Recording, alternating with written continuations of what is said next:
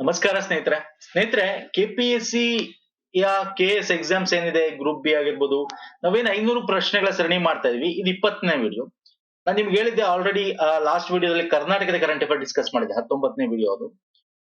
ಇದು ಅಪ್ಕಮಿಂಗ್ ಎಲ್ಲ exams help ಆಗಿದೆ, especially KS group B PDO. ಯಾಕಂದ್ರೆ ಇಲ್ಲಿ ನಾನು ಡೀಟೇಲ್ ಆಗಿ ಡಿಸ್ಕಸ್ ಮಾಡ್ತಾ ಇದ್ದೀನಿ. ನಾವು ಮಾಡಿರ್ತಕ್ಕಂಥ ಪ್ರೀವಿಯಸ್ ವಿಡಿಯೋ ನಮ್ಮ ಕೆಎಸ್ ಒಂದು ಪ್ಲೇ ಲಿಸ್ಟ್ ಅಲ್ಲಿ ಸಿಗುತ್ತೆ ನಿಮಗೆ. ಎಲ್ಲ ಈ ಒಂದು 20 ವಿಡಿಯೋಗಳು ಕೂಡ ಸಿಗುತ್ತೆ. ರೀಸೆಂಟ್ ಕರ್ನಾಟಕದ ಕರೆಂಟ್ ಅಫೇರ್ ಕೂಡ ಲಾಸ್ಟ್ ವಿಡಿಯೋ ಮಾಡಿದೀವಿ, ಸಪೋರ್ಟ್ ಮಾಡಿ. ಅಂಡ್ ಇದರ PDF ಕಂಪ್ಲೀಟ್ ಇವತ್ತೇನ್ ಮಾಡ್ತಾ ಇದೀನಿ, ಅದರ ಆಲ್ರೆಡಿ ನಾವು ಕೊಟ್ಟಿರ್ತಕ್ಕಂಥ PDF ಅಲ್ಲಿ ಇದೆ. ನಾನು ಲಿಂಕ್ಸ್ ನ ಇದೇ ವಿಡಿಯೋದ ಕೆಳಗೆ ಕೊಡ್ತೀನಿ. ಒಂದು ಪ್ಲೇ ಲಿಸ್ಟ್ ಲಿಂಕ್ ಆಗಿರ್ಬೋದು ಅಥವಾ PDF ಪರ್ಚೇಸ್ ಮಾಡ್ಕೋಬೇಕಂದ್ರೆ ಅದರ ಒಂದು ಡೌನ್ಲೋಡ್ ಲಿಂಕ್ ಆಗಿರ್ಬೋದು, ನಿಮ್ಗೆ ಇದೇ ವಿಡಿಯೋದ ಕೆಳಗೆ ಡಿಸ್ಕ್ರಿಪ್ಷನ್ ಬಾಕ್ಸ್ ಅಲ್ಲಿ ಇರುತ್ತೆ. ಹಾಗೆ ನಮ್ಮ ಟೆಲಿಗ್ರಾಮ್ ಇನ್ಸ್ಟಾಗ್ರಾಮ್ ಫಾಲೋ ಮಾಡ್ಕೊಳ್ಳಿ. ಏನಿಲ್ಲ, ಲಿಂಕ್ ಮೇಲೆ ಡೌನ್ಲೋಡ್ ನೋಡಿ. ಇದು 500 ಪ್ರಶ್ನೆಗಳ ಸರಿ. ಇದ್ರಲ್ಲಿ ನಿಮ್ಗೆ ಎಲ್ಲಾ ಟಾಪಿಕ್ಸ್ ಗಳು ಆಲ್ಮೋಸ್ಟ್ 1 ಇಯರ್ ಇಂದ ಏನು ಏಪ್ರಿಲ್ ನಮ್ಗೆ ಪ್ರಮುಖವಾಗಿ 2023 ಏನಿದೆ ಅಲ್ಲಿಂದ ಜೂನ್ ಟು ಜುಲೈ 2024 ತನಕನೂ ಕೂಡ ಕವರ್ ಆಗಿದೆ. ಓಕೆ, ಪ್ಲೇಸಸ್ ಅಂಡ್ ನ್ಯೂಸ್ ಆಗಿರ್ಬೋದು, ಓಕೆ, ಸ್ಥಳಗಳು ಯಾವ ಸುದ್ದಿಯಲ್ಲಿ ಇದ್ವು, ಸೊ ಎಲ್ಲಾ ರೀತಿ ಏನೇನ್ ಕರೆಂಟ್ ಅಫೇರ್ ಇದೆ. ಅಂಡ್ ಇದು 99 ರುಪೀಸ್ ಪ್ಲಸ್ ಟ್ಯಾಕ್ಸ್ ಆಗುತ್ತೆ ಸ್ನೇಹಿತರೆ. ನೀವು ಲಿಂಕ್ ನ ಕೊಟ್ರೆ ಈ ತರ ಬರುತ್ತೆ. ಅಲ್ಲಿ ಬೈ ನೌ ಅಂತ ಮಾಡಿ ನೀವು ಇಲ್ಲಿ ಇಮೇಲ್ ಐಡಿ, ನಿಮ್ದು ಇಮೇಲ್ ಐಡಿ ಕರೆಕ್ಟ್ ಆಗಿ ಕೊಡಬೇಕು. ಇಮೇಲ್ ಐಡಿಗೆ PDF ಬರುತ್ತೆ ನಿಮಗೆ. ಮತ್ತೆ ಮೊಬೈಲ್ ನಂಬರ್ ಕರೆಕ್ಟ್ ಆಗಿ ಕೊಡಿ.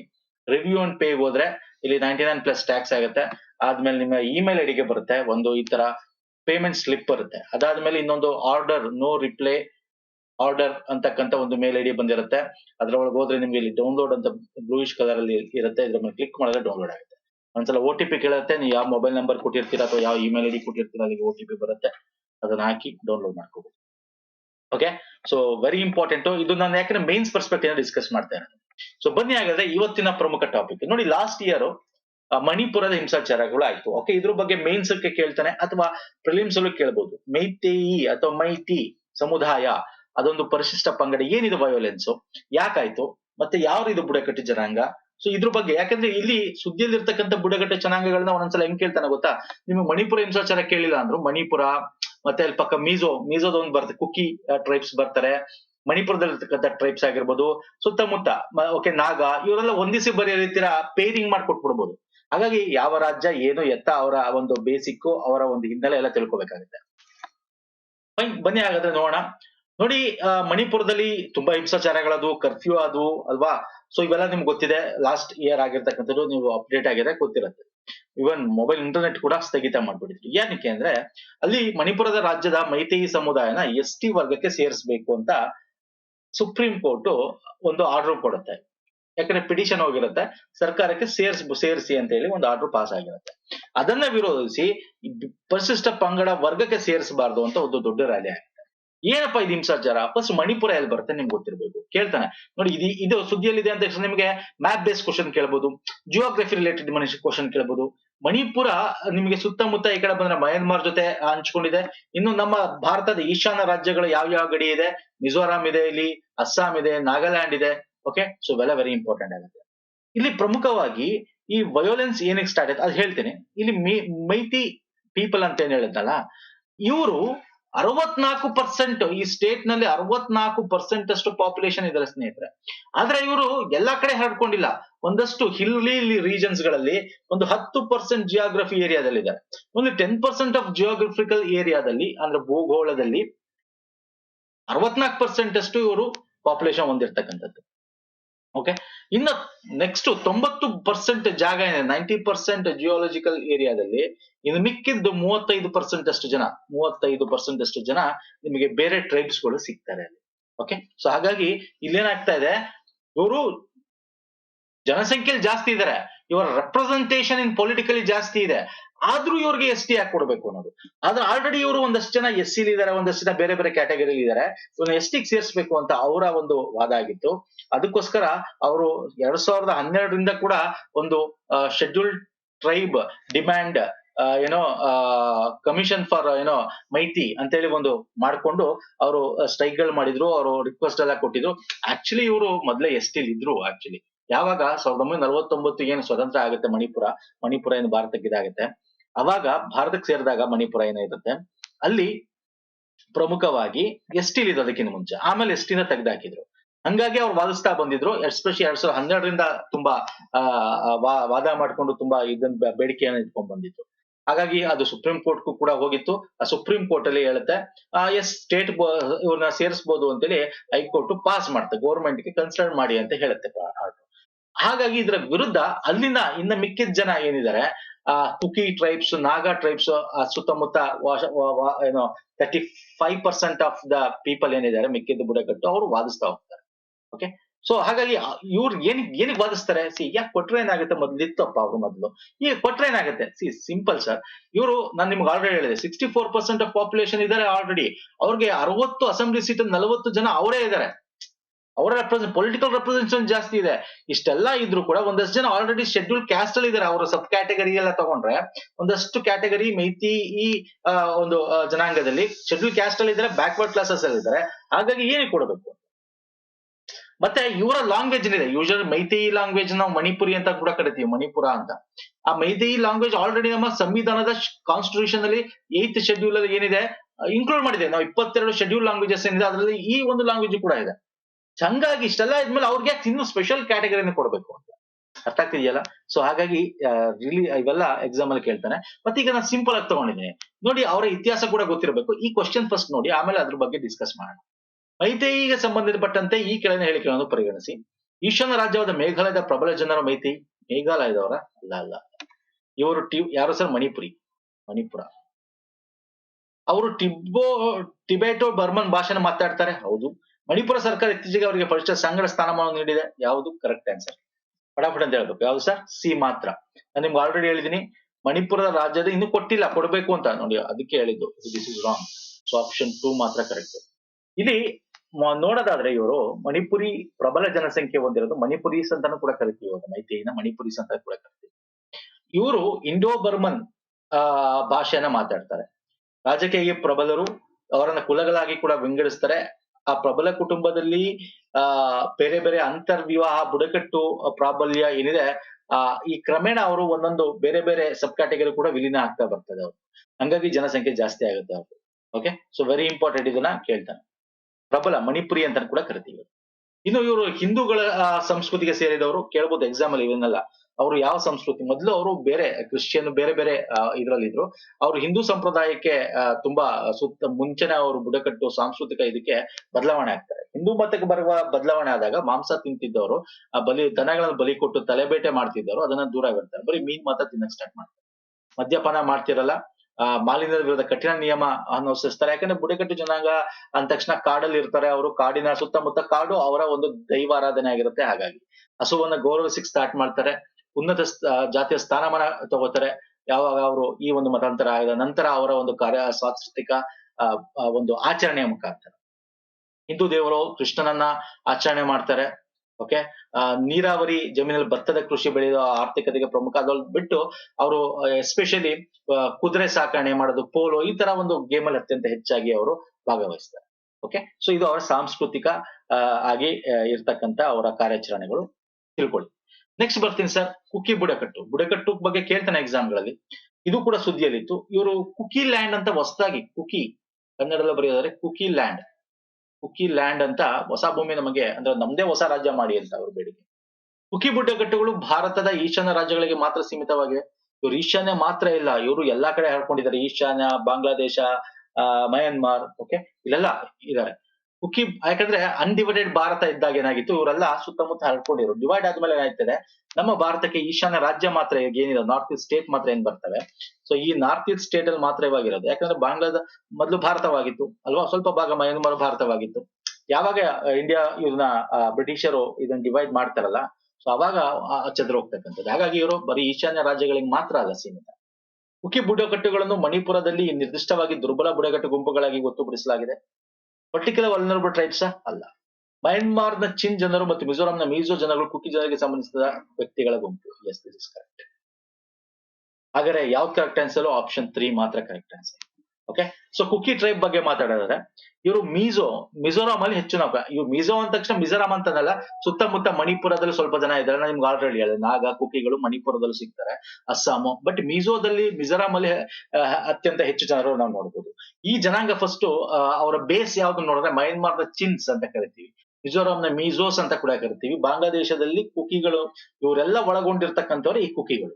ಅಂದ್ರೆ ಇಲ್ಲಿ ನಾವು ಮಿಜೋರಾಂ ಅಲ್ಲಿ ಕುಕೀಸ್ ಅಂತ ಕರಿತೀವಿ, ಮಯನ್ಮಾರ್ ಚೀನ್ಸ್ ಅಂತ ಕರೀತಾರೆ. ಅರ್ಥ ಆಯ್ತಿಲ್ಲ? ಮತ್ತೆ ಮೀಜೋಸ್ ಅಂತಾನು ಕೂಡ ಕರಿತೀವಿ, ಯಾಕಂದ್ರೆ ಅತ್ಯಂತ ಜಾಸ್ತಿ ಜನ ಇದ್ದಾರೆ ಮಿಜೋರಾಂ ಅಲ್ಲಿ. ಅದಕ್ಕೆ ಕುಕಿನ ಮೀಜೋಸ್. ಈಗ ಮಣಿಪುರದಲ್ಲಿ ಮೈತೇಯಿ ಅಂತ ನಾವು ಬುಡಕಟ್ಟಿವಾಗ ಓದಿದ್ವಿ, ಅವ್ರನ್ನ ಮಣಿಪುರಿಗಳು ಅಂತಾನೆ ಕರಿತೀವಿ. ಹಾಗೆ ಇಲ್ಲಿ ಜನರನ್ನ ಮೀಜೋಸ್ ಅಂತ ಕರಿತೀವಿ ಅಲ್ಲ, ಯಾರನ್ನ ಕುಕಿ ಟ್ರೈಬ್ಸ್. ಇವರೆಲ್ಲ ಒಂದೇ ಅವರೇ, ಆದ್ರೆ ಬೇರೆ ದೇಶಗಳಲ್ಲಿ ಬೇರೆ ಹೆಸರು. ಸೊ ಇವರೆಲ್ಲ ಒಟ್ಟೊಗ್ಗಾಗಿ ಝೋ ಜನರು, ಝೋ ಪೀಪಲ್ ಅಂತ ಕರಿತೀವಿ, ಝೋ ಪೀಪಲ್ ಅಂತ ಕರಿತೀವಿ. ಓಕೆ, ಝೋ ಪೀಪಲ್ ಅಂತ ಕರಿತೀವಿ. ಮಿಜೋರಾಂನ ಸ್ಥಳೀಯ ಜನರು ಅಂತ ಕೂಡ ಹೇಳ್ಬೋದು, ಅದಕ್ಕೆ ಮೀಜೋಸ್ ಅಂತ ಕರೀತೀವಿ. ಫೈನ್. ಇವರು ಕುಕಿ ಜನರು ಸುಮಾರು 50 ಬುಡಕಟ್ಟು ಮಾತಾಡುವ ಉಪಭಾಷೆಗಳು ಆಧಾರದ ಮೇಲಿದ್ದಾರೆ. ಹಾಗಾಗಿ ಇವ್ರನ್ನ ಪರಿಶಿಷ್ಟ ಬುಡಕಟ್ಟುಗಳಾಗಿ ಗುರುತಿಸಲ್ಪಟ್ಟಿದೆ. ಅಂದ್ರೆ ದೇ ಆರ್ ಶೆಡ್ಯೂಲ್ಡ್ ಟ್ರೈಬ್ಸ್. ಅವ್ರನ್ನ ಪರಿಶಿಷ್ಟ ಬುಡಕಟ್ಟು ಆಗಿ ಗುರುತಿಸಿದ್ದಾರೆ, ಶೆಡ್ಯೂಲ್ಡ್ ಟ್ರೈಬ್ಸ್ ಆಗಿ. But they are not particular vulnerable tribes ಅಲ್ಲ. ನಮ್ಮ ಏನ್ 75 ಪರ್ಟಿಕ್ಯುಲರ್ ವರ್ನರಬಲ್ ಟ್ರೈಬ್ಸ್ ನಮ್ಮ ಭಾರತದಲ್ಲಿ ಸರ್ಕಾರದ ವತಿಯಿಂದ ಘೋಷಣೆ ಮಾಡಿದ್ರೆ ಅದ್ರಲ್ಲಿ ಇವರಿಲ್ಲ. ಜಸ್ಟ್ ಶೆಡ್ಯೂಲ್ಡ್ ಟ್ರೈಬ್ಸ್ ಅಷ್ಟೇ. ಓಕೆ, ಗೊತ್ತಿರ್ಲಿ, ಇದು ವೆರಿ ಇಂಪಾರ್ಟೆಂಟ್. ಹೇಳ್ಬೋದು ಇದ್ರ ಬಗ್ಗೆ. ಮತ್ತೆ ಇವರು ಏನ್ ಫಾಲೋ ಮಾಡ್ತಾರೆ? ಇವರು ಕ್ರಿಶ್ಚಿಯಾನಿಟಿ ಫಾಲೋ ಮಾಡ್ತಾರೆ, ಕ್ರೈಸ್ತ ಧರ್ಮನ ಫಾಲೋ ಮಾಡ್ತಾರೆ. Okay, so very important. ಬರ್ತೀನಿ ನೆಕ್ಸ್ಟ್. ಲ್ಯಾಂಡ್ರೋಮೈಟ್ ದೇಶ ಅಲ್ಲ, ಸಿಂಪಲ್ ಕ್ವಶನ್ ಕೇಳಿ. ಲ್ಯಾಂಡ್ರೋಮೈಟ್ ಕಂಟ್ರೀಸ್, ವಾಟ್ ಇಸ್ ಲ್ಯಾಂಡ್ರೋಮೈಟ್ ಕಂಟ್ರೀಸ್ ಅಂತ ಕೇಳಬಹುದು. ಓಕೆ, ಲ್ಯಾಂಡ್ರೋಮೈಟ್ ಕಂಟ್ರೀಸ್ ಅಂದ್ರೆ ಏನು ಅಂದ್ರೆ ಪೆಟ್ರೋಲಿಯಂ ಪ್ರಾಡಕ್ಟ್ಸ್ ನಾವು ಆಮದು ಮಾಡ್ಕೊಂಡು, ಓಕೆ, ಅದನ್ನ ರಿಫೈನ್ಸ್ ಮಾಡಿ, ಓಕೆ, ಅಂದ್ರೆ ಈಗ ಕಚ್ಚಾ ತೈಲ ತಗೊಂಡು ಪೆಟ್ರೋಲ್, ಡೀಸೆಲ್ ಬೇರೆ ಬೇರೆ ಬೇರೆ, ಇದನ್ನ ಗ್ಯಾಸ್ ಬೇರೆ, ಪೆಟ್ರೋಲಿಯಂ ಗ್ಯಾಸ್ ಬೇರೆ ಮಾಡಿ ಅದನ್ನ ನಾವು ರಫ್ತು ಮಾಡ್ತೀವಿ ಬೇರೆ ದೇಶಕ್ಕೆ. ದಟ್ ಈಸ್ ಕಾಲ್ಡ್ ಲ್ಯಾಂಡ್ರೋಮೈಟ್ ಕಂಟ್ರೀಸ್.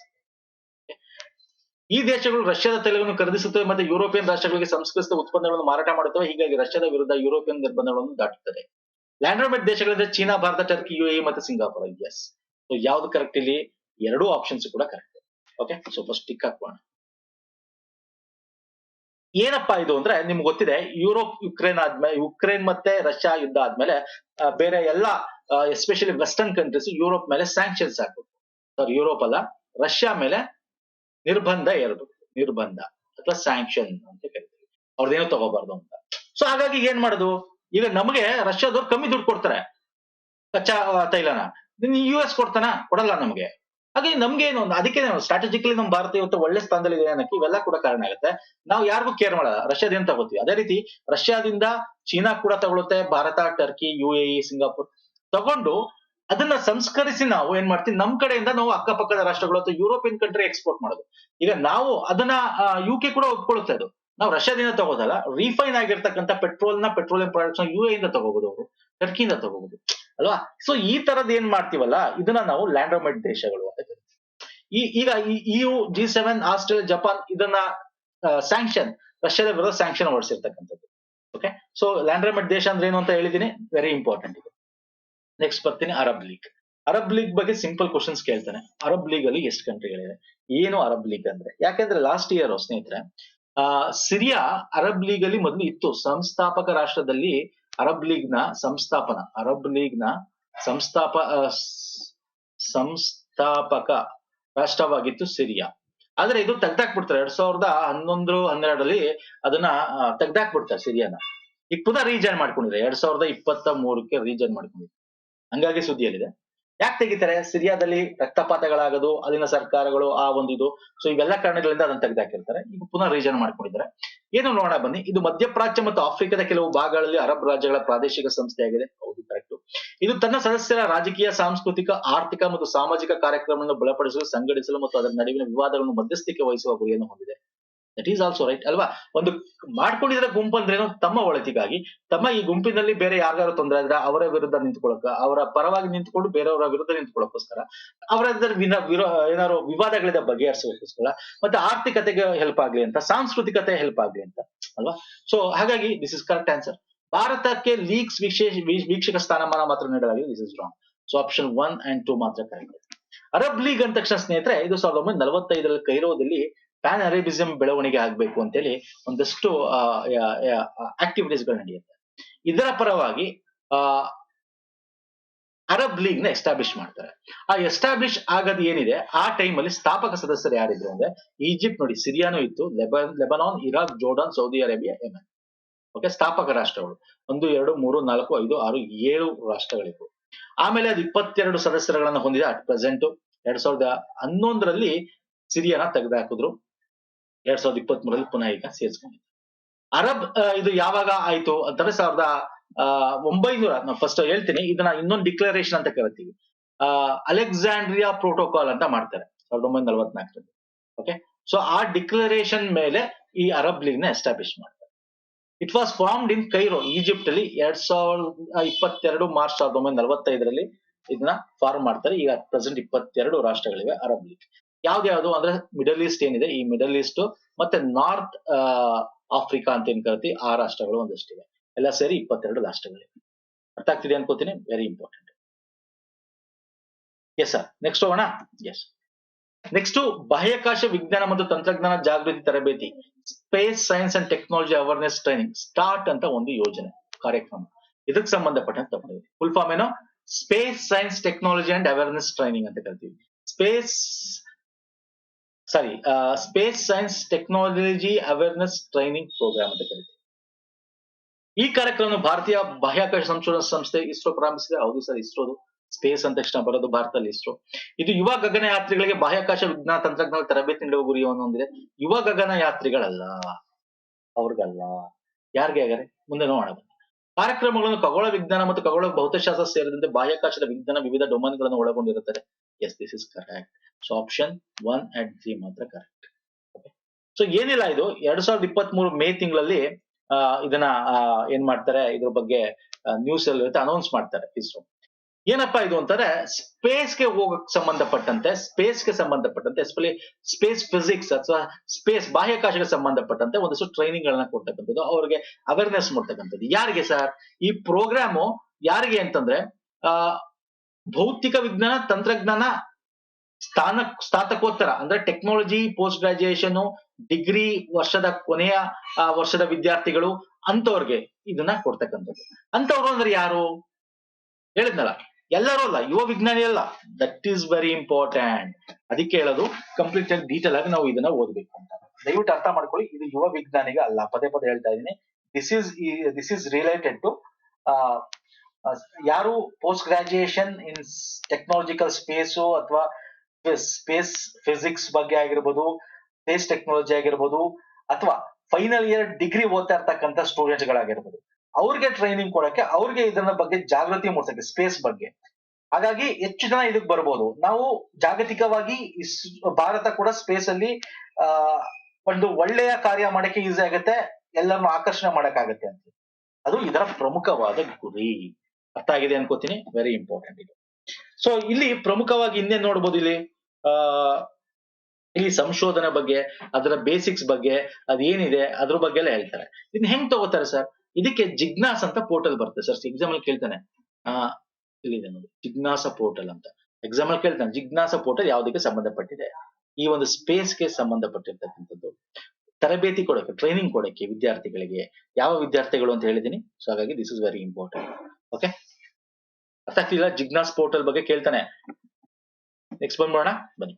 ಆಪರೇಷನ್ ಕರುಣ. ಇತ್ತೀಚೆಗೆ ನೋಡಿ, ಇವೆಲ್ಲ ನಾವು ಪ್ರೀವಿಯಸ್ ವಿಡಿಯೋಗಳಲ್ಲಿ ಮಾಡಿದೀವಿ. ನಾವು ಯಾವ ಕಡೆ ನಾವು ಭಾರತ ಸಪೋರ್ಟ್ ಮಾಡಿರುತ್ತೆ, ಯಾವ ಕಡೆ ಈ ಆಪರೇಷನ್ ಗಳನ್ನ ಮಾಡಿದ್ವಿ, ಅದಕ್ಕೆ ಅಂತ ಹೆಸರು ಕಟ್ಟಿದೀವಿ ಅಲ್ವಾ? ಯಾವ ಯುದ್ಧ ಭೂಮಿಗಳಿಂದ ಭಾರತೀಯರನ್ನ ನಾವು ವಾಪಸ್ ಕರ್ಕೊಂಡ್ ಬಂದಿದೀವಿ. ಒಂದೇ ಅಲ್ಲ, ಆಪರೇಷನ್ ಕರುಣ ಅಂತಕ್ಕಂಥದ್ದು ಮೋಖ ಅಥವಾ ಮೋಖ ಅಂತ ಕರೀಬೇಕು ಯೂಶಲಿ. ನಾವು ಮೋಚ ಅಂತಾನು ಕೂಡ ಕರೀಬಹುದು. ಚಂಡಮಾರುತದಿಂದ ಧ್ವಂಸಗೊಂಡಿರೋ ಮಯನ್ಮಾರ್ಗೆ ಸಹಾಯ ಮಾಡಲು ಇದೊಂದು ಭಾರತೀಯ ಮಿಷನ್ ಆಗಿದೆ. ಒಂದ್ಸಲ ಇದನ್ನೆಲ್ಲ ಏನಕ್ಕೆ ಕೇಳ್ತೀನಿ ಅಂದ್ರೆ, ಪ್ರಿಲಿಮ್ಸ್ ಗೆ ಬೇರೆ ಬೇರೆ ಎಕ್ಸಾಮ್ಸ್ ಗಳಿಗೆ GK ಕೇಳ್ತಾನೆ. ಹೊಂದಿಸಿ ಬರೆಯಿರಿ ಅಥವಾ ಪೇರಿಂಗ್ ಅವನೇ ಜೋಡಿ ಮಾಡ್ಕೊಡ್ತಾನೆ, ಸರಿನಾ ತಪ್ಪು ಅಂತ ಹೇಳ್ಬೇಕು. ಮೋಖ ಚಂಡಮಾರುತ ಏನ್ ಬಂತು, ಆ ಚಂಡಮಾರುತ ಇಂದ ತುಂಬಾ ಅಲ್ಲಿ ಮಯನ್ಮಾರ್ ಅಲ್ಲಿ ಇದಾಗುತ್ತೆ. ಹಾಗಾಗಿ ನಮ್ಮ INS Shivalik, INS ಕರ್ಮೋತ, INS ಸಾವಿತ್ರ, INS gharial ಅದು ವಸ್ತುಗಳನ್ನ ನಾವು ಅಲ್ಲಿಗೆ ಕೊಡ್ತೀವಿ. ಮತ್ತೆ ಹ್ಯುಮಿಟೇರಿಯನ್ ಅಂದ್ರೆ ಒಂದಷ್ಟು ಎಸ್ಕೇವಿ ಅಲ್ಲಿಂದ ಬೇರೆ ಬೇರೆ ಜನಗಳನ್ನ ಸ್ಥಳಾಂತರ ಮಾಡಕ್ಕೆ ಇವೆಲ್ಲ ಕೂಡ ನಾವು ಮಾಡ್ತೀವಿ. ಈ ಸೈಕ್ಲೋನ್ ಮೋಖ ಅಂತಕ್ಕಂಥದ್ದು ಯಾರ ಹೆಸರು ಕೊಟ್ಟಿದ್ದು ಅಂದ್ರೆ ಯೆಮೆನ್ ಆ ಒಂದು ಹೆಸರನ್ನ ಇಟ್ಟಿದ್ದು. ಓಕೆ, ಗೊತ್ತಿರಲಿಲ್ಲ. ಬಂಗಾಳ ಕೊಲ್ಲಿಯಲ್ಲಿ ಆಗಿರ್ತಕ್ಕಂಥ ಸೈಕ್ಲೋನ್ ಇದು. ಓಕೆ, ನೆಕ್ಸ್ಟ್ ಬರ್ತೀನಿ sir. Forum Indo Pacific island cooperation ಸದಸ್ಯರುಗಳು ಯಾರು ಅಂತ ಕೇಳಿದ್ವಿ. ಯಾರು ಸರ್? ಇದು ಕೂಡ 2023ರಲ್ಲಿ ಇರೋ ಕರೆಂಟ್ ಅಫೇರ್, ಮೋಸ್ಟ್ ಇಂಪಾರ್ಟೆಂಟ್. ಪ್ರಧಾನಮಂತ್ರಿಗಳು ಫಿಜಿಗೆ ಹೋಗ್ತಾರೆ, 2ನೇ ಸಲ ಹೋಗೋದು. ಫಿಜಿ ಮತ್ತೆ ಆಸ್ಟ್ರೇಲಿಯಾಗೆ ಭೇಟಿ ಕೊಡ್ತಾರೆ ಸರ್. ಅವಾಗ ಫಿಜಿಲ್ ಆಗ್ತಕ್ಕಂತ ಒಂದು ಕೋಪರೇಷನ್ ಸಮ್ಮಿಟ್ ಇದು. ಇಲ್ಲಿ ಪಾಲಿನೇಷಿಯಾ ಮೇಲೆ ನಾನು ತೋರಿಸ್ತೀನಿ ಮ್ಯಾಪ್ ಅಲ್ಲಿ, ಆಮೇಲೆ ಡಿಸ್ಕಸ್ ಮಾಡ್ತೀನಿ. ಫಸ್ಟ್ ಆನ್ಸರ್ ನೋಡ್ಬೋಣ. ಸೊ ಫಿಜಿ ಇದೆ, ಅದರಲ್ಲಿ ಮಾರ್ಷಲ್ ಐಲ್ಯಾಂಡ್ಸ್ ಇದೆ, ಪಪ್ಪುವಾ ನ್ಯೂ ಗಿನಿಯಾ ಇದೆ. ಸರಿ, ಅವ್ರು ಯಾವ್ದು ಹೋಗಿದ್ದು? ಪಪ್ಪುವಾ ನ್ಯೂ ಗಿನಿಯಾ, ಫಿಜಿಗಲ್ಲ, ಪಪ್ಪುವಾ ನ್ಯೂ ಗಿನಿಯಾ, ಅಲ್ಲಿಗೆ ಹೋಗಿದ್ದು, ಫಿಜಿಗೆ ಹೋಗಿಲ್ಲ. ಓಕೆ, ಸೊ ಅಲ್ಲಿ ಆಗ್ತಕ್ಕಂಥದ್ದು. So option 145 2023ರಲ್ಲಿ. ಓಕೆ, ನಾನು ತೋರಿಸ್ತೀನಿ. ಎಲ್ಲಿ ನಡೀತು ಇದು ಕೇಳಬಹುದು ಎಕ್ಸಾಮ್ ಅಲ್ಲಿ. ಈ forum for India Pacific island cooperation ಎಲ್ಲಿ ನಡೀತು? ಪಪ್ಪುವಾ ನ್ಯೂ ಗಿನಿಯಾದಲ್ಲಿ ನಡೀತು. ಸೊ ಪ್ರಧಾನಮಂತ್ರಿಗಳು ಹೋಗಿರೋದು ಫಿಜಿಗಲ್ಲ, ಪಪ್ಪುವಾ ನ್ಯೂ ಗಿನಿಯಾ, ಆಮೇಲೆ ಆಸ್ಟ್ರೇಲಿಯಾಗೆ ಹೋಗ್ತಾರೆ ಅಲ್ಲಿಂದ. ಸೊ ಥರ್ಡ್ ಸಮಿಟ್ ನಡೆದಿದ್ದು ಯಾವುದು? ಇದು 3ನೇ ಸಮ್ಮೇಳನ. ಪೆಸಿಫಿಕ್ ದ್ವೀಪ ರಾಷ್ಟ್ರಗಳು ಈ ಒಂದು ಪ್ರದೇಶದಲ್ಲಿ ಬರ್ತಾರೆ. ಎಸ್ಪೆಷಲಿ ನಾವು ನಮ್ಮ ಹಿಂದೂ ಮಹಾಸಾಗರ ಅಂತ ಏನ್ ಕರಿತೀವಿ, ಇಂಡಿಯನ್ ಓಷನ್ ಅಂತ, and Pacific ocean, Pacific ocean ಅಂತ ಏನ್ ಕರಿತೀವಿ, ಆ ಒಂದು ಬರ್ತಕ್ಕಂತ ಇದರಲ್ಲಿ ಇರ್ತಕ್ಕಂಥ ರಾಷ್ಟ್ರಗಳ ಇದು ನಡೀತಕ್ಕಂಥದ್ದು. ಈ 15 ದ್ವೀಪ ರಾಷ್ಟ್ರಗಳು ಈ ಪೆಸಿಫಿಕ್ ಓಷನ್ ನಲ್ಲಿ ಏನ್ ಬರುತ್ತೆ, ಯಾವ್ದ್ಯಾವ್ದು ಅಂದ್ರೆ ಕುಕ್ ದ್ವೀಪಗಳು, ಫಿಜಿ, ಕಿರಿಬಾಟಿ, ಮಾರ್ಷಲ್ ದ್ವೀಪಗಳು, ಮೈಕ್ರೋನೇಷಿಯಾ. ನಾನು ನಿಮ್ಗೆ ತೋರಿಸ್ತೀನಿ ಇದು ಏನಕ್ಕೆ ಇಂಪಾರ್ಟೆಂಟ್ ಅಂದ್ರೆ, ಎಕನಾಮಿಕಲಿ ಏನೋ ಸ್ಪೆಷಲ್ ಎಕನಾಮಿಕ್ ಝೋನ್ ಅಡಿಯಲ್ಲಿ ಬರ್ತವೆ ಈ ದ್ವೀಪಗಳು. ಆಸ್ಟ್ರೇಲಿಯಾದಿಂದ ಮುಂದಕ್ಕೆ ಬಂದ್ರೆ ಮೈಕ್ರೋನೇಷಿಯಾ, ಮೆಲನೇಷಿಯಾ, ಪಾಲಿನೇಷಿಯಾ ದ್ವೀಪಗಳು ಇವೆಲ್ಲ ಸೇರಿ ನಾವು 14 ದೇಶಗಳು ಇರ್ತಕ್ಕಂಥದ್ದು. ಇಲ್ಲಿ ನಾವು ನೋಡೋದ್ರೆ ಪಪ್ಪುವಾ ನ್ಯೂ ಗಿನಿಯಾ ಇಲ್ಲಿದೆ ನೋಡಿ, ಓಕೆ, ಫಿಜಿ ಇಲ್ಲಿದೆ ನೋಡಿ. ಓಕೆ, ತುವಲು ಕೂಡ ಸುದ್ದಿಯಲ್ಲಿತ್ತು. ನಾವು ಏನೋ ಪ್ಲೇಸಸ್ ಇನ್ ನ್ಯೂಸ್ ಅಲ್ಲಿ ಮಾಡಿದೀವಿ. ಫಸ್ಟ್ ಮುಳುಗ್ತಾ ಇರ್ತಕ್ಕಂಥ ದ್ವೀಪ ಇದು ಅಂತ, ತುವಲು ದ್ವೀಪ, ಅದು ಗೊತ್ತಿರಬೇಕು. ಸೊ ಇವೆಲ್ಲ ಮೈಕ್ರೋನೇಷಿಯಾ, ಮಲನೇಷಿಯಾ, ಪಾಲಿನೇಷಿಯಾ ಅಂತ ಕರಿತೀವಿ. ಇಲ್ಲಿ ನೋಡಿ, ಇಲ್ಲಿ 0 ಡಿಗ್ರಿ ಎಲ್ಲಿ ಬರುತ್ತೆ? ಇಲ್ಲಿ 0 ಡಿಗ್ರಿ ಇಕ್ವೇಟರ್ ಇಲ್ಲಿ ಬರುತ್ತೆ. ಒಂದ್ಸಲ ಹಿಂಗೆ ಕೇಳ್ತಾನೆ, ಪಪ್ಪುವಾ ನ್ಯೂ ಗಿನಿಯಾ ಅಲ್ವಾ, 0 ಡಿಗ್ರಿ ಹತ್ರ ಇದೆ. ಫಿಜಿ ಎಲ್ಲಿದೆ? ಆಸ್ಟ್ರೇಲಿಯಾ ಇದೆ. ಆಸ್ಟ್ರೇಲಿಯಾ ನೋಡಿ, ಫಿಜಿ ನಿಮ್ಗೆ ಟ್ರಾಪಿಕ್ ಆಫ್ ಕ್ಯಾಪ್ರಿಕಾನ್, ಕರ್ಕಾಟಕ ಸಂಗ್ರಹ ವೃತ್ತ ಹತ್ರ ಬರುತ್ತೆ. ಇವೆಲ್ಲ ಗೊತ್ತಿರಬೇಕು. ಅರ್ಥ ಆಗ್ತಿದೆಯಲ್ಲ? ಇಲ್ಲಿ ನೋಡಿ, ಇಲ್ಲಿ ಪ್ರಮುಖವಾಗಿ ನಾನು ಏನ್ ಹೇಳಿದೆ, 3 ಗುಂಪುಗಳು ಅಂತ ಏನ್ ಮಾಡ್ತೀವಿ, ಮಲನೇಷಿಯಾ, ಮೈಕ್ರೋನೇಷಿಯಾ, ಪಾಲಿನೇಷಿಯಾ ಅಂತ. ಇವೆಲ್ಲ ಇಲ್ಲಿ ಇರ್ತಕ್ಕಂಥ 14 ಪ್ರಮುಖ ದ್ವೀಪಗಳು ಸೇರಿ ಈ ಒಂದು ಇದ್ರಲ್ಲಿ ಬರೋದು. ಯಾಕಪ್ಪ ಇದು ಸ್ಟ್ರಾಟಜಿಕಲಿ ಇಂಪಾರ್ಟೆಂಟ್ ಅಂದ್ರೆ, ಇದು ರಿಂಗ್ ಆಫ್, ನಿಮ್ಗೆ ಗೊತ್ತಲ್ಲ, ರಿಂಗ್ ಆಫ್ ಎಲ್ಲಿ ಬರುತ್ತೆ? ಇದು ಸ್ಪೆಸಿಫಿಕ್ ಓಷನ್ ಅಲ್ಲಿ ಬರುತ್ತೆ ಅಲ್ವಾ? ಇಲ್ಲಿ ಇನ್ನೊಂದು ಪ್ರಮುಖವಾಗಿ ಈ ದ್ವೀಪಗಳ ಸುತ್ತ ಏನಿದೆ, ನಮ್ಗೆ ಪಾಲಿಮೆಟಲಿಕ್ ನೂಡಲ್ಸ್ ಸಿಗುತ್ತೆ. ಪಾಲಿಮೆಟಲ್ ಅಂದ್ರೆ ನಾವೇನು ಸಮುದ್ರದ ಆಳದಲ್ಲಿ ನಾವೇನ್ ತೆಗಿತೀವಿ ನೂಡಲ್ಸ್ ಅಂತ ಕರಿತೀವಿ. ಅಂದ್ರೆ ಗಣಿಗಾರಿಕೆ ಮಾಡ್ತಕ್ಕಂಥ ತುಂಬಾ ಒಳ್ಳೆಯದಾಗಿರ್ತಕ್ಕಂಥ ಅದಿರುಗಳು ಅಲ್ಲಿ ನಮ್ಗೆ ಸಿಗ್ತದೆ. ಅದಕ್ಕಾಗಿ ಕೂಡ ಇಂಪಾರ್ಟೆಂಟ್ ಆಗುತ್ತೆ ಇದು. ಮತ್ತೆ ಸ್ಟ್ರಾಟಜಿಕಲಿ ಕೂಡ ಸುತ್ತಮುತ್ತ ಇಲ್ಲಿ ನೋಡಿ, ಸೌತ್ ಚೈನಾ ಸಿ ಬರುತ್ತಲ್ಲ, ಈ ಕಡೆಯಿಂದ ನಾವು ಮುಂದಕ್ಕೆ ಹೋದ್ರೆ ಸೌತ್ ಚೈನಾ ಸಿ. ಸೊ ಈ ದೇಶಗಳ ಜೊತೆ ಒಳ್ಳೇದಿದ್ರೆ ನಾವು ಇಲ್ಲೂ ಕೂಡ ನಾವು ಬೇಸ್ಗಳನ್ನ ಕ್ರಿಯೇಟ್ ಮಾಡ್ತೀವಿ ಅಲ್ವಾ? ಯಾಕಂದ್ರೆ ಆಸ್ಟ್ರೇಲಿಯಾ ಕೂಡ ಸಪೋರ್ಟ್ ಮಾಡುತ್ತೆ. ಸೊ ಹಾಗಾಗಿ ಇಲ್ಲಿಂದ ಬೇಸ್ಗಳನ್ನ ಕ್ರಿಯೇಟ್ ಮಾಡ್ಬೋದು. ಇಂಡೋ ಪೆಸಿಫಿಕ್ ರೀಜನ್ ನ ಒಂದು ಕೌಂಟರ್ ಅಲ್ಲಿ ನಾವು ಅದನ್ನ ಯೂಸ್ ಮಾಡ್ಕೋಬಹುದು. ಓಕೆ, ಸೊ ವೆರಿ ಪೆಸಿಫಿಕ್ ರಿಂಗಲ್ ಬರುತ್ತೆ ಈ ದೇಶಗಳೆಲ್ಲ. ಹಾಗಾಗಿ ಇಲ್ಲಿ ಅತ್ಯಂತ ಹೆಚ್ಚಾಗಿ ನಮ್ಗೆ ಜ್ವಾಲಾಮುಖಿ, ಸುನಾಮಿ, ಭೂಕಂಪಗಳು ಅತ್ಯಂತ ಹೆಚ್ಚಾಗಿ ನಾವು ಇಲ್ಲಿ ನೋಡ್ತೀವಿ. ಫೈನ್, ಹೋಗೋಣ. ಭಾರತ್ GPT, ಭಾರತದ ಮೊದಲ ಸ್ಥಳೀಯ general AI, artificial intelligent. India's first indigenous general language model ಅನ್ನು ಕೆಳಗಿನ ಯಾವುದರಿಂದ ಅಭಿವೃದ್ಧಿಪಡಿಸಲಾಗಿದೆ? ಭಾರತ್ GPT. ಯಾರು ಮಾಡಿದ್ರು? What is GPT full form ಅನ್ನು ಕೇಳ್ತಾನೆ ಸರ್. GPT ಫುಲ್ ಫಾರ್ಮ್ ಏನೋ ಕೇಳ್ತಾನೆ, ಒಂದಿಸಿ ಬರೀರಿ ಕೊಡ್ಬೋದು. ಭಾರತ್ GPT ಇದನ್ನ ಡೆವಲಪ್ ಮಾಡಿದ್ದು ಕೋರೋವರ್ AI ಅಂತಕ್ಕಂಥ ಕಂಪನಿ. ನಮ್ಮ ಭಾರತ ಸರ್ಕಾರದಿಂದ ಫಸ್ಟ್ ಇಂಡಿಜಿನಿಯಸ್ಲಿ ಡೆವಲಪ್ಡ್ ಕೋರಿವರಿಯಿಂದ ಮಾಡ್ಕೊಂಡ್ ಬರ್ತೀವಿ. ಏನಿದೆ GPT ಅಂದ್ರೆ? ನೀವು ಚಾರ್ಟ್ ಬುಟ್ ಎಲ್ಲ ನೋಡಿರ್ತೀರ, ಸೇಮ್ ಅದೇ ತರ ಸರ್. ಚಾರ್ಟ್ ಬೋಟ್ ಎಲ್ಲ ನೋಡಿರ್ತೀರ ನೀವು. ಈಗ ಯಾವ್ದಾದ್ರು ವೆಬ್ಸೈಟ್ ಹೋದ್ರೆ ಅಲ್ಲಿ ಯಾರು ಇರಲ್ಲ, ಆಟೋಮೆಟಿಕ್ ಆಗಿ ನೀವು ಚಾರ್ಟ್ ಮಾಡ್ಬೋದು. ಏನಾದ್ರು ಇನ್ಫಾರ್ಮೇಶನ್ಸ್ ಅದೇ ಆನ್ಸರ್ ಕೊಡುತ್ತೆ, ಏನ್ ಬೇಕು ಅದೇ ಇನ್ಫಾರ್ಮೇಶನ್ಸ್ ಕೊಡುತ್ತೆ. That is called GPT. ನೀವು ಆರ್ಟಿಫಿಷಿಯಲ್ ಇಂಟೆಲಿಜೆನ್ಸ್ ಯೂಸ್ ಮಾಡ್ಕೊಂಡು ಈ ಒಂದು ಧ್ವನಿಗಳ ಮುಖಾಂತರ ನಿಮ್ಮ ಒಂದು ಇದನ್ನ ಡೌಟ್ಸ್ ಗಳನ್ನ ಕ್ಲಿಯರ್ ಮಾಡೋದು, ನಿಮಗೆ ಬೇಕಾಗಿರ್ತಕ್ಕಂಥ ಇದನ್ನ ಕೊಡ್ತಕ್ಕಂಥದ್ದು, ಮತ್ತೆ ಇದನ್ನ ಬೇರೆ ಬೇರೆದಕ್ಕೂ ಯೂಸ್ ಮಾಡೋದು. ಅದೊಂದಕ್ಕೆ ಅಂತಲ್ಲ, ಈ ಒಂದು ಟೆಕ್ನಾಲಜಿ ನಾವು ಭಾರತೀಯ ಭಾಷೆ ವಿಡಿಯೋ ಧ್ವನಿ ಪಠ್ಯ ಚಾನೆಲ್ಗಳಲ್ಲಿ ಯೂಸ್ ಮಾಡಿಕೊಂಡು ಬೇರೆ ಬೇರೆ ಭಾಷೆಗಳಿಗೆ ಮಾಡೋದು. ಹಾಗಾಗಿ ಇದನ್ನು ನ್ಯಾಷನಲ್ ಆಫ್ ಲ್ಯಾಂಗ್ವೇಜ್ ಟೆಕ್ನಾಲಜಿ ಸಹಾಯದೊಂದಿಗೆ 12ಕ್ಕೂ ಹೆಚ್ಚು ಭಾರತೀಯ ಭಾಷೆಗಳಲ್ಲಿ ಇದನ್ನ ಮಾಡ್ತಾ ಇದ್ದಾರೆ. ಓಕೆ, ಪಠ್ಯಗಳನ್ನ ಏನಿದೆ ಭಾಷಾಂತರ ಮಾಡಿ ಪಠ್ಯಗಳನ್ನು ಕೂಡ ನಿಮಗೆ ಕೊಡ್ಬೋದಲ್ಲ. Artificial intelligence is very important ಈಗಿನ ಕಾಲದಲ್ಲಿ. ಏನ್ ಬೇಕಾದ್ರೂ ಮಾಡ್ಬೋದು ಆರ್ಟಿಫಿಷಿಯಲ್. ನಿಮ್ಗೆ ನೋಡಿದ್ದೀರಾ, ನೀವೆಲ್ಲ ನ್ಯೂಸ್ ಅಲ್ಲಿ ನೋಡಿರ್ತೀರಾ, ಫೇಸ್ಬುಕ್ ಅಲ್ಲಿ, ಇಲ್ಲಿ ಯೂಟ್ಯೂಬ್ ಎಲ್ಲ ಕಡೆ ನೋಡಿರ್ತೀರಾ ಅಲ್ವಾ? ಸೊ ಹಾಗಾಗಿ ದಿಸ್ ಇಸ್ ವೆರಿ ಇಂಪಾರ್ಟೆಂಟ್. ಅದೇ ರೀತಿ ನಿಮ್ಗೆ ಕೇಳ್ಬೋದು, ಈಗ ಫಾರ್ ಎಕ್ಸಾಂಪಲ್ ಗೂಗಲ್ದು ಚಾಟ್ ಜಿಪಿಟಿ ನೇಮ್ ಏನು, ಚಾಟ್ ಜಿಪಿಟಿ ನೇಮ್ ಅಥವಾ ಚಾಟ್ ಬೂಟ್ ನೇಮ್ ಏನು ಅಂತ ಕೇಳ್ಬೋದು. ಗೂಗಲ್ ಹೇಳ್ತೀರಾ, ಜೆಮಿನಿ. ಈ ತರ ಒಂದಿಸಿ ಬರೆಯರೆ ಕೊಟ್ಬಿಡ್ತಾನೆ. ಮೆಟಾದೇನು, ಮೆಟಾ ಅಂದ್ರೆ ಫೇಸ್ಬುಕ್ ಇನ್ಸ್ಟಾಗ್ರಾಮ್ದು ಮೆಟಾ AI ಕರಿತೀವಿ ಅಲ್ವಾ. ಮೆಟಾ ಅಂತ ಚೇಂಜ್ ಮಾಡಿದ್ರು ಅವ್ರು, ಗೊತ್ತಲ್ವಾ. ಮೆಟಾ ಅಂದ ತಕ್ಷಣ ಮೆಟಾದ ಅಡಿಯಲ್ಲಿ ನಿಮಗೆ ಫೇಸ್ಬುಕ್ ಬರುತ್ತೆ, ಇನ್ಸ್ಟಾಗ್ರಾಮ್ ಬರುತ್ತೆ, ಅವ್ರದ್ದು ವಾಟ್ಸಪ್ ಕೂಡ ಬರುತ್ತೆ. ಫೈನ್. ನೆಕ್ಸ್ಟ್ ಬರ್ತೀನಿ, ಪ್ರಧಾನ ಮಂತ್ರಿ ಮತ್ಸ್ಯ ಕಿಸಾನ್ ಸಮೃದ್ಧಿ ಸಹಾಯ ಯೋಜನಾ. ನೋಡಿ, ಪ್ರಧಾನ ಮಂತ್ರಿ ಮತ್ಸ್ಯ ಯೋಜನಾ ನಿಮ್ಗೆ ಗೊತ್ತಿದೆ. ಮತ್ಸ್ಯದ ಜೊತೆಗೆ ಕಿಸಾನ್ ಸಮೃದ್ಧಿ ಸಹಾಯ ಯೋಜನಾ ಅಂತ ಹೊಸದಾಗಿರ್ತಕ್ಕಂಥ ಸ್ಕೀಮ್ ಇದೆ. ಓಕೆ, ಏನ್ ಹೇಳುತ್ತಿದ್ದು, ಮೀನುಗಾರಿಕಾ ವಲಯವನ್ನು ಔಪಚಾರಿಕಗೊಳಿಸುತ್ತದೆ ಮತ್ತು ಮೀನುಗಾರಿಕಾ ವಲಯದ ಸೂಕ್ಷ್ಮ ಮತ್ತು ಸಣ್ಣ ಉದ್ಯಮಗಳನ್ನು ಬೆಂಬಲಿಸುತ್ತದೆ. ಹೌದು ಸರ್. ಫಿಶರೀಸ್ಗೆ ಮತ್ಸ್ಯ ಸಂಪದ ಯೋಜನೆ ಇದೆ, ಕಿಸಾನ್ ಸಮೃದ್ಧಿ ಸಹಾಯ ಯೋಜನೆ ಇದೆ ಮತ್ಸ್ಯದ ಕೆಳಗೆ. ಇದು ಸಣ್ಣ ಪುಟ್ಟ ಉದ್ಯಮಗಳು ಮೀನುಗಾರಿಕೆ ವಲಯದಲ್ಲಿ ಸಣ್ಣ ಪುಟ್ಟ, ಅಂದ್ರೆ ನೀವು ಸಣ್ಣದಾಗಿ ಏನಾದ್ರು ಮಾಡ್ಬೇಕು, ಟ್ರಾನ್ಸ್ಪೋರ್ಟೇಷನ್ ಆಗಿರ್ಬೋದು, ಕೋಲ್ಡ್ ಸ್ಟೋರೇಜ್ ಆಗಿರ್ಬೋದು, ಸಣ್ಣದಾಗಿ, ಅಂದ್ರೆ ಕ್ವಾಲಿಟಿ ಇರಬೇಕು, ಡೊಮೆಸ್ಟಿಕ್ ಕ್ವಾಲಿಟಿ ಒಂದು ಇದಾಗಬೇಕು. ಯಾಕಂದ್ರೆ ನಾವು ಇದನ್ನ ಎಕ್ಸ್ಪೋರ್ಟ್ ಮಾಡಬೇಕು ಅಂತಿದೀವಿ, ಮೀನುಗಾರಿಕೆ ಉದ್ಯಮ ತುಂಬಾ ದೊಡ್ಡದಾಗಿ ಬೆಳೆಸಬೇಕು ಅಂತಿದೀವಿ ಭಾರತ ಸರ್ಕಾರ. ಹಾಗಾಗಿ ಈ ತರ ಸ್ಕೀಮ್ಸ್ ಗಳ ತರ್ತಾ ಇರೋದು. ಹೌದು sir, this is correct answer ಅಲ್ವಾ. ಸಣ್ಣದಾಗಿ ಏನೋ ಇಟ್ಕೊಂಡ್ ಬರ್ತೀರಾ, ಅದನ್ನ ಸ್ಟೋರೇಜ್ ಮಾಡಕ್ಕೆ ಹೆಲ್ಪ್ ಆಗೋದು, ಟ್ರಾನ್ಸ್ಪೋರ್ಟೇಷನ್ಗೆ ಅಲ್ವಾ. ಇದಕ್ಕೆಲ್ಲದೂ ಕೂಡ ಸಣ್ಣದಾಗಿ ಮಾಡೋರಿಗೆ. ಓಕೆ, ಸಾಂಸ್ಥಿಕ ಹಣಕಾಸು ಮೀನುಗಾರಿಕಾ ವಲಯದ ಸೂಕ್ಷ್ಮ ಮತ್ತು ಸಣ್ಣ ಉದ್ಯಮಗಳಿಗೆ ಪ್ರವೇಶಗಳನ್ನು ಸುಲಭಗೊಳಿಸಲು ಕೇಂದ್ರ ಪ್ರಾಯೋಜಿತ ಯೋಜನೆ ಆಗಿದೆ. ಎಸ್, ಇದು ಆಪ್ಷನ್ ಕರೆಕ್ಟ್. ಬಟ್ ಇಲ್ಲಿ ಕೇಂದ್ರ ಪ್ರಾಯೋಜಿತ ಅಂತ ಹಾಕ್ಬಿಟ್ರು, ತಪ್ಪಿದೆ. ಸೆಂಟ್ರಲ್ ಸ್ಪಾನ್ಸರ್ಡ್ ಅಲ್ಲ, ಇದು ಸೆಂಟ್ರಲ್ ಸೆಕ್ಟರ್, ಕೇಂದ್ರದ ಯೋಜನೆ ಇದು, ಪ್ರಾಯೋಜಿತ ಅಲ್ಲ, ಕೇಂದ್ರದ ಯೋಜನೆ. ಹಂಗಾಗಿ ತಪ್ಪಾಗುತ್ತೆ. ಇದು ಕರೆಕ್ಟ್. ಈಗ ಫೈನಾನ್ಷಿಯಲ್ ಇನ್ಸ್ಟಿಟ್ಯೂಷನ್, ಈಗ ಫಾರ್ ಎಕ್ಸಾಂಪಲ್ ಇದಕ್ಕೆ ಫಿಶರಿ FPOಗಳು ಬರ್ಬೋದು, ಫಾರ್ಮರ್ ಪ್ರೊಡ್ಯೂಸರ್ ಆರ್ಗನೈಸೇಷನ್, ಅಥವಾ ಸಣ್ಣ ಸಣ್ಣ ಮೀನುಗಾರಿಕಾ ಒಂದಷ್ಟು ಗುಂಪುಗಳು ಸೇರ್ಕೊಂಡು ಸೆಲ್ಫ್ ಹೆಲ್ಪ್ ಗ್ರೂಪ್ಸ್ಗಳು, ಸ್ವಸಹಾಯ ಸಂಘಗಳು ಇದನ್ನ ಮಾಡ್ಬೋದು. ಅವ್ರಿಗೆ ದುಡ್ಡು ಕೊಡ್ತಕ್ಕಂಥದ್ದು. ಅಂದ್ರೆ ಮೀನುಗಾರಿಕೆ ಸಣ್ಣ ಸಣ್ಣ ಉದ್ಯಮಗಳನ್ನ ಬೆಳೆಸ್ತಕ್ಕಂಥದ್ದು. ಅಂದ್ರೆ ಇದು ಬೆಳೆಸಿದಾಗ ಏನಾಗುತ್ತೆ, ಅವರು ಕ್ಲೀನ್ ಆಗಿ ಮಾಡ್ತಾರೆ, ಕ್ವಾಲಿಟಿ ಇರುತ್ತೆ, ಆಗ ಎಕ್ಸ್ಪೋರ್ಟ್ಗೆ ನಮ್ದು ಯೋಗ್ಯವಾಗುತ್ತೆ. ಓಕೆ, ಇದನ್ನು ಪ್ರಧಾನ ಮತ್ಸ್ಯ ಸಂಪದ ಯೋಜನೆ ಅಡಿಯಲ್ಲಿ ಉಪಯೋಜನೆ ಆಗಿದೆ. ಹೌದು, ಕರೆಕ್ಟ್. ಸೊ ಹಾಗೆ ಕೇವಲ 2 option 1 and 3 is the right answer. Option 2 is wrong. Sorry, option ಕೇವಲ ಒಂದು ಹೇಳಿಕೆ ಸರಿ. ಇಲ್ಲಿ ಎಷ್ಟು ತಪ್ಪಾಗಿದೆ ಅಂತ ಕೇಳಿದ್ರು, ಸರಿಯಾಗಿದೆ ಅಲ್ಲ. ತಪ್ಪಾಗಿದೆ ಅಂದ್ರೆ ಆಪ್ಷನ್ 1, ಯಾವುದು, 2ನೇದು ಮಾತ್ರ. ಅದಕ್ಕೆ ಕ್ವಶನ್ ಕರೆಕ್ಟ್ ಆಗಿ ಓದ್ಬೇಕು ಸ್ನೇಹಿತರೆ. ಇದು ಮುಂದಿನ 4 ವರ್ಷ ತನಕ ಕೊಡ್ತಕ್ಕಂಥದ್ದು. ಅದಕ್ಕೆ 6,000 ಕೋಟಿ ರೂಪಾಯಿ ಕ್ಯಾಬಿನೆಟ್ಗಳು ಎತ್ತಿದೆ. ಕೇಳಬಹುದು ಎಕ್ಸಾಮ್ ಅಲ್ಲಿ ಇದನ್ನ. ಇದೇನೋ ಸಾಂಸ್ಥಿಕ ಹಣಕಾಸು ಮೀನುಗಾರಿಕಾ ವಲಯದ ಸೂಕ್ಷ್ಮ ಮತ್ತು ಸಣ್ಣ ಉದ್ಯಮಗಳಿಗೆ, ಮೀನುಗಾರಿಕಾ ವಲಯದಲ್ಲಿ ಸೂಕ್ಷ್ಮ ಮತ್ತು ಸಣ್ಣ ಉದ್ಯಮಗಳಿಗೆ ಈಸಿಯಾಗಿ ಬಂದು ಅವ್ರು ಬಿಸ್ನೆಸ್ ಮಾಡಬೇಕು, ಈ ಪ್ರವೇಶವನ್ನು ಸುಲಭಗೊಳಿಸಲು 6,000 ಕೋಟಿನ ಕ್ಯಾಬಿನೆಟ್ ಅಪ್ರೂವ್ ಮಾಡಿದೆ 4 ವರ್ಷಗಳ ಕಾಲ. 2024ರಲ್ಲಿ ಮಾಡಿರ್ತಕ್ಕಂಥದ್ದು. 2023-24ರಿಂದ 2026-27ರ ಕಾಲ 4 ವರ್ಷ ಎಲ್ಲಾ ರಾಜ್ಯಗಳಿಗೂ ಹೂಡಿಕೆ ಮಾಡಕ್ಕೆ ಇಷ್ಟು ದುಡ್ಡುಗಳನ್ನ ಕೊಡ್ತಾರೆ. ಓಕೆ, ಅಂದ್ರೆ ಸಾಲದ ಮುಖಾಂತರ ಬೇರೆ ಬೇರೆ ರೀತಿ ಕೊಡ್ತಾ ಹೋಗ್ತಾರೆ.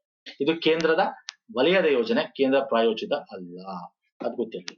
ಮತ್ತೆ ಇದು ಗುರಿ ಉದ್ದೇಶ ಏನೋ ನಾನು ಆಲ್ರೆಡಿ ಹೇಳ್ಬಿಟ್ಟಿದ್ದೀನಿ. ಮೀನುಗಾರರು, ಕೃಷಿಕರು ಸ್ವಯಂ ನೋಂದಣಿ ಮೂಲಕ ಅಸಂಘಟಿತ ಮೀನುಗಾರಿಕೆ ವಲಯವನ್ನು ಕ್ರಮೇಣ ಔಪಚಾರಿಕಗೊಳಿಸುವುದು. ಅಂದ್ರೆ ಅಲ್ಲಲ್ಲಿ ಸ್ವಲ್ಪ ಸಣ್ಣ ಪುಟ್ಟ ಅದನ್ನ ಸಂಘಟಿತವಾಗಿ, ಆರ್ಗನೈಸ್ಡ್ ವಾಗಿ ಒಂದು ರೀತಿ ಈಗ ಬೇರೆ ಬೇರೆ ಟೆಕ್ನಾಲಜಿ ಇದೆ. ಅಕ್ವಾ ಕಲ್ಚರ್ ಮುಖಾಂತರ ಮೀನು ಮಾಡ್ಬೋದು, ಅವ್ರಿಗೂ ಕೊಡ್ತಾರೆ ಅಕ್ವಾ ಕಲ್ಚರ್ ವಿಮೆ. ಮತ್ತೆ ಅದೊಂದೇ ಅಲ್ಲ, ಅವ್ರಿಗೆ ಲಾಸ್ ಆದ್ರೆ ವಿಮೆ ಕೂಡ ಕೊಡ್ತಾರೆ. ಇದ್ರಲ್ಲಿ ವಿಮೆ ಕೂಡ ಕೊಟ್ಟಿರ್ತಾರೆ, ಲಾಸ್ ಆಗ್ಬಾರ್ದು ಅವ್ರಿಗೆ. ಅಂದ್ರೆ ಕಂಪ್ಲೀಟ್ ಒಂದು ಚೈನ್ ಸರ್, ಒಂದು ಚೈನ್, ಮೌಲ್ಯ ಸರಪಳಿ, ವ್ಯಾಲ್ಯೂ ಚೈನ್ ಅಂತ ಏನ್ ಕರಿತೀವಿ, ಅದನ್ನ ಸೃಷ್ಟಿ ಮಾಡ್ತಾ ಇದಾರೆ ಇಲ್ಲಿ. ಇದರಿಂದ ಏನಾಗುತ್ತೆ, ಈ ಒಂದು ಮೀನುಗಾರಿಕೆ ಉದ್ಯೋಗ ದೊಡ್ಡದಾಗಿ ಬೆಳಿಬೇಕು ಅಂಡ್ ಕ್ವಾಲಿಟಿ ಇರಬೇಕು. ಹಾಗಾಗಿ ಡೊಮೆಸ್ಟಿಕಲ್ಲಿ ನಾವು ಅದನ್ನ ಅತ್ಯಂತ ಹೆಚ್ಚಾಗಿ ಮಾಡಿದ್ರೆ ಎಕ್ಸ್ಪೋರ್ಟ್ ಮಾಡೋಕೆ ಈಸಿ ಆಗುತ್ತೆ. ಓಕೆ, ಸೊ ಇಲ್ಲೆಲ್ಲ ಇದೆ ನೋಡಿ, ಏನೇನ್ ಮಾಡ್ತೇವೆ, ಅದ್ರಲ್ಲಿ ಏನೇನ್ ಮಾಡ್ಬೇಕು ಅನ್ಕೊಂಡಿದ್ದಾರೆ. ಇಂಗ್ಲಿಷ್ ಅಲ್ಲಿ ಕೊಟ್ಟು ಇದೆ ನೋಡಿ, ನೋಡ್ಕೊಳ್ಳಿ, ವೆರಿ ಇಂಪಾರ್ಟೆಂಟ್. ಓಕೆ, ನೆಕ್ಸ್ಟ್ ಬರ್ತೀನಿ ಸರ್. ಯಾರ್ಯಾರು ಫಲಾನುಭವಿಗಳು ನಾನು ಆಲ್ರೆಡಿ ಹೇಳಿದ್ದೀನಿ.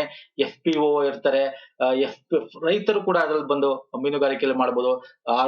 Farmer producer organisation, self help ಗ್ರೂಪ್ಸ್ಗಳು, ಸೀಮಿತ ಹೊಣೆಗಾರಿಕೆ ಪಾಲುದಾರರು ಅಂತ ಕರಿತೀವಿ, ಸಹಕಾರ ಸಂಸ್ಥೆಗಳು, ಯಾರು ಬೇಕಾದ್ರು, ಜಲಕೃಷಿ ಮಾಡ್ತಕ್ಕಂಥವ್ರು, ಸೊ ಯಾರು ಬೇಕಾದ್ರು ಬಂದು ಇದನ್ನ ತಗೋಬಹುದು. ನೆಕ್ಸ್ಟ್ ಬರ್ತೀನಿ, ಯುವ ಅಂತ. ಅಂದ್ರೆ ಯುವ ಅಂದ್ರೆ ಏನು, ಫುಲ್ ಫಾರ್ಮ್ ಯುವ, ಯೂತ್ ಫಾರ್ ಉನ್ನತಿ ಮತ್ತು ವಿಕಾಸ ಯೋಜನೆ. Youth for Unnati and Vikas with AI. ಅಂದ್ರೆ ಯೂತ್ಗೆ ಆರ್ಟಿಫಿಷಿಯಲ್ ಇಂಟೆಲಿಜೆನ್ಸ್ ಜೊತೆ ಉನ್ನತ ಮಾಡೋದು. ಅಂದ್ರೆ ಅವ್ರ ಟೆಕ್ನಾಲಜಿ ಮುಖಾಂತರ ಅವ್ರನ್ನ ಟ್ರೈನಿಂಗ್ ಕೊಟ್ಟು ಅವ್ರ ಮುಂದೆ ತರೋದು ಯೂತ್ನ. ಯಾರು ಯೂತ್ನ? 8ರಿಂದ 12 ತರಗತಿ ತನಕ ಶಾಲಾ ವಿದ್ಯಾರ್ಥಿಗಳಲ್ಲಿ AI ಅಭಿವೃದ್ಧಿಪಡಿಸುವ ಗುರಿ ಹೊಂದಿರತಕ್ಕಂತ ಯೋಜನೆ ಇದು. ಹೌದು, ಯೂತ್ ಅಂದ್ರೆ 8ರಿಂದ 12ನೇ ತರಗತಿ ಓದ್ತಾ ಇರೋರಿಗೆ. ಇದು ಮೈಕ್ರೋಸಾಫ್ಟ್ ಇಂಡಿಯಾದ ಸಹಯೋಗದೊಂದಿಗೆ ರಾಷ್ಟ್ರೀಯ ಇ ಆಡಳಿತ ಗವರ್ನೆನ್ಸ್ ನ್ಯಾಷನಲ್ ಇ ಗವರ್ನೆನ್ಸ್ ಏನಿದೆ ಇಲ್ಲಿ NEGD ಅಂತ ಕರಿತೀವಿ, ಗವರ್ನೆನ್ಸ್ ಅಂತ ವಿಭಾಗ ಜಂಟಿಯಾಗಿ ಮಾಡ್ತಾ ಇದೆ. ಹೌದು, ಇದು ಕರೆಕ್ಟ್, ಆದ್ರೆ ಇದು ತಪ್ಪು. ಮೈಕ್ರೋಸಾಫ್ಟ್ ಜೊತೆ ಅಲ್ಲ, ಇಂಟೆಲ್ ಜೊತೆ. ಓಕೆ, ಸೊ ಹಾಗಾಗಿ ಇದು ತಪ್ಪಾಗುತ್ತೆ. ಯಾವ ಸರಿಯಾಗಿದೆ? ಆಪ್ಷನ್ 1 ಮಾತ್ರ ಸರಿ. ಯುವ AI ಅಂದ್ರೆ ಇದೊಂದು artificial intelligent, full form youth for Unnati and Vikas with artificial intelligence ಅಂತ, ಯುವ AI. ಓಕೆ, ಸೊ ಇಲ್ಲಿ ಈ ಯೋಜನೆಯಲ್ಲಿ ಏನ್ ಮಾಡ್ತಾರೆ, ಇದರ ಗುರಿ ಏನು ಅಂದ್ರೆ ಆರ್ಟಿಫಿಷಿಯಲ್ ಇಂಟೆಲಿಜೆನ್ಸ್ ಬಗ್ಗೆ ಈಗಿನ ಯೂತ್ಗೆ ತಿಳುವಳಿಕೆ ಕೊಡೋದು. ಏನದು, ಅದನ್ನ ಏನೇನ್ ಮಾಡಬಹುದು, ಮುಂದಿನ ಅವರ ಪೀಳಿಗೆಯಲ್ಲಿ ಅದನ್ನ ಅವರು ತಗೊಂಡು ಟೆಕ್ನಾಲಜಿನ ಹೆಂಗೆ, ಈಗೆಲ್ಲ AI ಟೆಕ್ನಾಲಜಿಗಳ, ಕ್ಲೌಡ್ ಟೆಕ್ನಾಲಜಿಗಳ ಇವಾಗೆಲ್ಲ ಅತ್ಯಂತ ಹೆಚ್ಚು, ಇವಾಗೆಲ್ಲ ಹಳೆ ಟೆಕ್ನಾಲಜಿಗಳೆಲ್ಲ ಹೋಯ್ತು. ಹಂಗಾಗಿ ಅದ್ರ ಜೊತೆಗೆ ಇದನ್ನ ಬರೀ ಟೆಕ್ನಾಲಜಿ ಅಂದ ತಕ್ಷಣ ಸ್ಪೇಸ್ ಅದು ಇದು ಕಂಪ್ಯೂಟರ್ ಅದೊಂದಕ್ಕೆ ಅಲ್ಲ, ಈ ಆರ್ಟಿಫಿಷಿಯಲ್ ಟೆಕ್ನಾಲಜಿನ ನಾವು ಎಲ್ಲಿ ಬೇಕಾದ್ರೂ ಯೂಸ್ ಮಾಡಬಹುದು. ಕೃಷಿ ಅಡಿಯಲ್ಲಿ ಹೆಂಗ್ ಡೆವಲಪ್ ಮಾಡಬೇಕು, ಆರೋಗ್ಯ ರಕ್ಷಣೆಗೆ ಹೆಂಗ್ ಯೂಸ್ ಮಾಡ್ಕೋಬೇಕು, ಶಿಕ್ಷಣ, ಪರಿಸರ ವ್ಯವಸ್ಥೆ, ಶುದ್ಧ ಶಕ್ತಿ, ಗ್ರಾಮೀಣ ಅಭಿವೃದ್ಧಿಗೆ ಈ ಟೆಕ್ನಾಲಜಿ ಹೆಂಗ್ ಯೂಸ್ ಮಾಡ್ಕೋಬೇಕು. This is very important. ನೋಡಿ, ನೀವು ಬುದ್ಧಿವಂತ ಆದ ಸ್ನೇಹಿತರೆ ಇವೆಲ್ಲ ಓದ್ತಿರಲ್ಲ, ನಾನು ನಿಮ್ಗೆ ಅದನ್ನೇ ಹೇಳೋದು. KS ಮೇನ್ಸ್ ಬರೆಯೋರ್ಗೆ ಏನಾಗುತ್ತೆ, ಅಥವಾ IAS ಅಥವಾ PSI SIಗಳು ಇದನ್ನ ಯಾವ್ದ್ರಲ್ಲಿ ಯೂಸ್ ಮಾಡಬಹುದು. ಟೆಕ್ನಾಲಜಿ ಬಗ್ಗೆ ಕೇಳಿದ್ರೆ ಇದನ್ನ ಯೂಸ್ ಮಾಡಬಹುದು. ಓಕೆ, ಅಥವಾ ಮಾರಕ ಅಥವಾ ಬೇರೆ ಅದರ ಉಪಯೋಗ, ಅಲ್ಲೆಲ್ಲ ಈ ಪಾಯಿಂಟ್ಗಳು ಯೂಸ್ ಮಾಡಬಹುದು. ಪರಿಸರದಲ್ಲಿ ಕೇಳಿದಾಗ ಪರಿಸರ ವ್ಯವಸ್ಥೆ ಬರೀಬೇಕಾದ್ರೆ ಈ ತರ ಟೆಕ್ನಾಲಜಿನ ಪರಿಸರ ವ್ಯವಸ್ಥೆಗೆ ನಾವು ಡೆವಲಪ್ ಮಾಡಕ್ಕೆ, ಇದೆಲ್ಲ ನಾನು ಮಧ್ಯ ಹೇಳ್ತಾ ಇರ್ತೀನಿ. ಬಟ್ ಎಲ್ಲಾದ್ರಲ್ಲೂ ಈ ಪಾಯಿಂಟ್ಸ್ ಗಳನ್ನ ನೀವು ಓದ್ತಾ ಥಿಂಕ್ ಮಾಡ್ಬೇಕು. ಅವಾಗ ನೀವು ಇದನ್ನ ಆನ್ಸರ್ ರೈಟಿಂಗ್ ಅಲ್ಲಿ ಇಂಪ್ರೂವ್ ಮಾಡಕ್ಕಾಗುತ್ತೆ. ಪ್ರಾಕ್ಟೀಸ್ ಮಾಡ್ಬೇಕು. ಓಕೆ, ಸೊ ಇವೆಲ್ಲ ನಾವು ಆಲ್ರೆಡಿ ಈ PDF ಅಲ್ಲಿ ಇನ್ಕ್ಲೂಡ್ ಮಾಡಿದೀವಿ. ಈ ಕ್ವಶನ್ಸ್ ಎಲ್ಲ ಬೇಕು ಅನ್ನೋರು ತಗೋಬಹುದು. 99+ ಟ್ಯಾಕ್ಸ್ ಆಗುತ್ತೆ. ನೀವು ಇಮೇಲ್ ID ಕರೆಕ್ಟ್ ಆಗಿ ಕೊಡಬೇಕು, ಮೊಬೈಲ್ ನಂಬರ್ ಕರೆಕ್ಟ್ ಆಗಿ ಕೊಡಬೇಕು ಪೇ ಮಾಡ್ಬೇಕಾರೆ. ಅವಾಗ ನಿಮ್ ಇಮೇಲ್ ಐಡಿಗೆ ಬರುತ್ತೆ, ನಿಮ್ಗೆ ಪೇಮೆಂಟ್ ಸ್ಲಿಪ್ ಬರುತ್ತೆ ಪೇ ಆದ ತಕ್ಷಣ. ಮತ್ತೆ ಇನ್ನೊಂದು order no reply order email ಅಂತ ಬರುತ್ತೆ, ಅದರಲ್ಲಿ ನಿಮಗೆ ಈ ರೀತಿ ಇರುತ್ತೆ. ಡೌನ್ಲೋಡ್ ಮೇಲೆ ಕ್ಲಿಕ್ ಮಾಡಿ PDF ಡೌನ್ಲೋಡ್ ಆಗುತ್ತೆ. ಓಕೆ, ಸೊ ಬೇಕಾದ್ರೆ ತಗೊಳ್ಳಿ, ಲಿಂಕ್ ಇದೆ ವಿಡಿಯೋದ ಕೆಳಗೆ ಡಿಸ್ಕ್ರಿಪ್ಷನ್ ಬಾಕ್ಸ್ ಅಲ್ಲಿ ಕೊಟ್ಟಿರ್ತೀನಿ ಸ್ನೇಹಿತರೆ. And this is helpful for your mains also, ಬರೀ ಪ್ರಿಲಿಮ್ಸ್ ಅಲ್ಲ, ಮೇನ್ಸ್ ಎಕ್ಸಾಮ್ ಆಗಿರ್ಬೋದು, ಅಪ್ಕಮಿಂಗ್ PDO ಆಗಿರ್ಬೋದು, ಗ್ರೂಪ್ C ರಿಲೇಟೆಡ್ ಎಕ್ಸಾಮ್ಸ್ ಗಳಾಗಿರ್ಬೋದು, ಗ್ರೂಪ್ P ಎಕ್ಸಾಮ್ಸ್ ಗಳಿದೆ. ಓಕೆ, GK ಅಲ್ಲಿಗೆಲ್ಲ ಕೂಡ ಹೆಲ್ಪ್ ಆಗುತ್ತೆ. KS ಒಂದೇ ಅಲ್ಲ. ಓಕೆ, ಇಷ್ಟ ಆಗಿದ್ರಲ್ಲಿ ಲೈಕ್ ಮಾಡಿ, ಶೇರ್ ಮಾಡಿ, ಸಬ್ಸ್ಕ್ರೈಬ್ ಮಾಡ್ಕೊಂಡಿಲ್ಲ ಅಂದ್ರೆ ಮಾಡ್ಕೊಳ್ಳಿ. ನಮ್ಮ ಟೆಲಿಗ್ರಾಮ್, ಇನ್ಸ್ಟಾಗ್ರಾಮ್ ಕೂಡ ಲಿಂಕ್ ಕೊಟ್ಟಿರ್ತೀನಿ, ಜಾಯ್ನ್ ಆಗಿ. ಅಲ್ಲೂ ಕೂಡ ನಾವು ಶೇರ್ ಮಾಡ್ತಾ ಇರ್ತೀವಿ. ನೆಕ್ಸ್ಟ್ ವಿಡಿಯೋದಲ್ಲಿ ಪುನಃ ಸಿಗ್ತೀನಿ. ನಮಸ್ಕಾರ, ಧನ್ಯವಾದಗಳು. Thank you so much.